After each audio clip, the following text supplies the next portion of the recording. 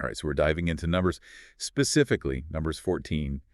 And whoa, this chapter is intense. It really is. Yeah, it's all about fear, doubt, leadership consequences of choices. Yeah. I mean, talk about facing giants, right? Right, and that's what's so amazing is how much this ancient story still, resonates with us today. It's like a study in human nature, how fear can totally derail even the most promising situations. Totally. So, Oh. okay, let's set the stage. Okay.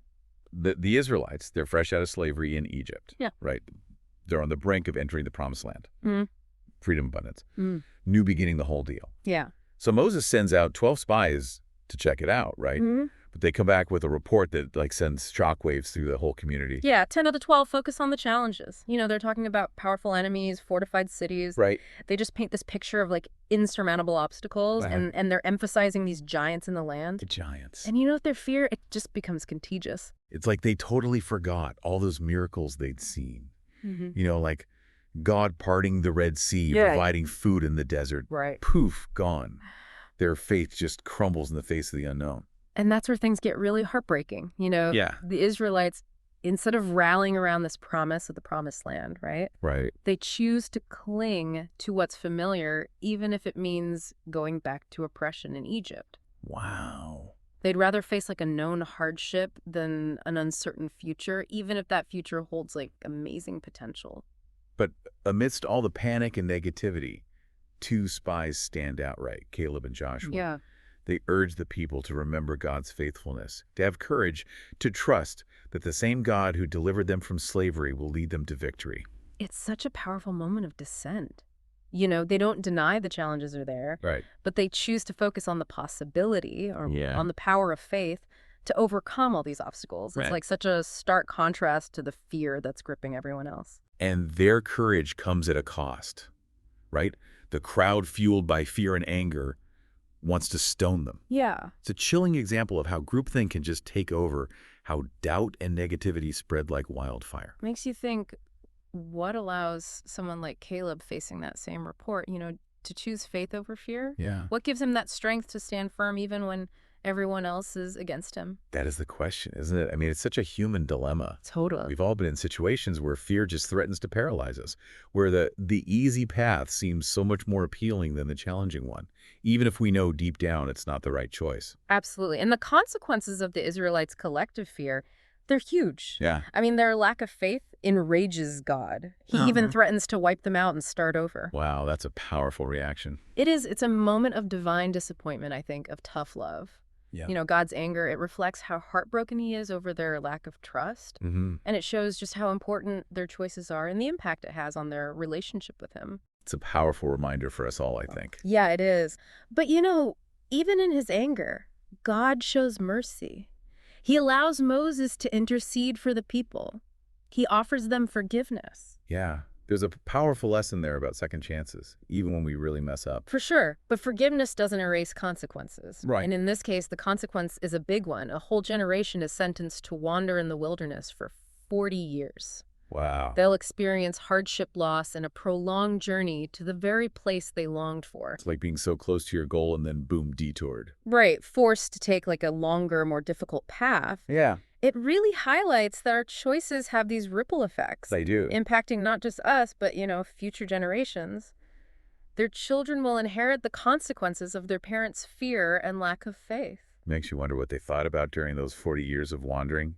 Did they ever understand the purpose of it all? Right. Well, the thing is, the wilderness wasn't just a punishment. It was like this crucible, a place of refinement. No. This generation had been shaped by slavery, right? Their mindset was limited by oppression. Yeah. They needed time to shed those old ways of thinking, to develop a new identity rooted in freedom and faith. So the wilderness, even with all the hardships, was like a necessary part of their journey. Exactly. To really gain that resilience and trust they needed for the promised land. It was a time of testing, Yeah. of learning to rely on God's provision and guidance, And it's interesting, it was the generation that grew up in the wilderness, the ones who hadn't been influenced by their parents' fear, who finally entered the promised land. Wow, that's powerful. Yeah. Sometimes those challenging detours, those are actually the path to our greatest growth, even if we don't realize it at the time. Absolutely. And this story, it's not just ancient history, it reflects our own human struggles. Yeah. We all face those giants, the fears, doubts, obstacles that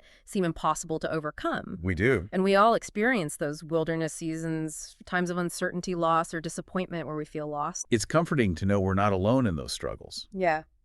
But this story, it's also a challenge, Mhm. to see those wilderness seasons, not just as times of hardship, but as opportunities for growth, for deepening our faith, for refining our character. The key is to remember Caleb and Joshua. Right. They didn't ignore the challenges, but they focused on the possibilities, on the power of faith to overcome anything.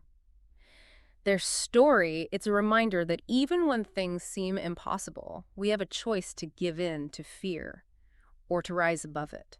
And that choice we make has consequences not just for us, but for everyone around us, for the generations that come after us. Right. So how do we cultivate that kind of faith and courage, even when facing giants and wildernesses? Well, it starts with recognizing those patterns of fear and negativity that hold us back. Okay. It's about actively choosing to focus on the positive, remembering past victories, trusting in something bigger than ourselves. Yeah. And it takes courage, the kind Caleb and Joshua had, to stand strong in our beliefs even when everyone else doubts us. So it's about shifting our perspective. Yep. Seeing those challenges not as roadblocks, but as chances to grow, to deepen our reliance on something greater than ourselves. And maybe most importantly, recognizing that the wilderness, though tough, can be a place of amazing transformation.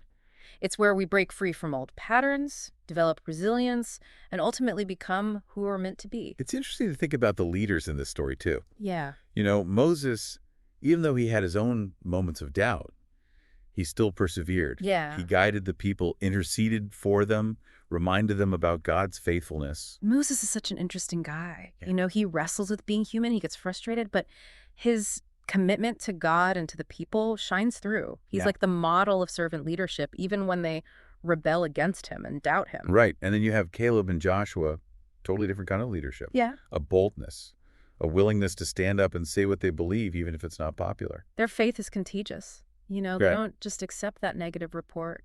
They challenge it. They remind everyone that they're capable of courage and resilience. Right. They inspire people even when everyone is scared and uncertain. Makes you wonder what makes a truly great leader, especially when things are tough. Is it charisma, authority, or something more? Maybe it's about having strong values, integrity, courage, believing in something bigger than yourself. Yeah. And maybe it's about inspiring others to see their own potential even when they can't see it themselves. Yeah, it's not just about giving orders or making decisions. It's about building trust, having a shared purpose, creating a sense of strength together. Absolutely. And navigating those tough times, those wilderness moments with wisdom and resilience, Yeah. like Moses did for the Israelites during their 40 years. Exactly. Good leaders help us through our own challenges, personal and collective ones, Yeah. and remind us that we can grow and change from them. So as we wrap up our deep dive into Numbers 14, I think the big takeaway is we all have giants to face wildernesses to get through. But we can find inspiration in these leaders, Moses, Caleb, Joshua. Right. And remember that even when things are hard, we can choose courage over fear, faith over doubt. Yes. And maybe most importantly, those wilderness times, as tough as they are, they can lead to amazing growth and change. They shape us into the people we're meant to be.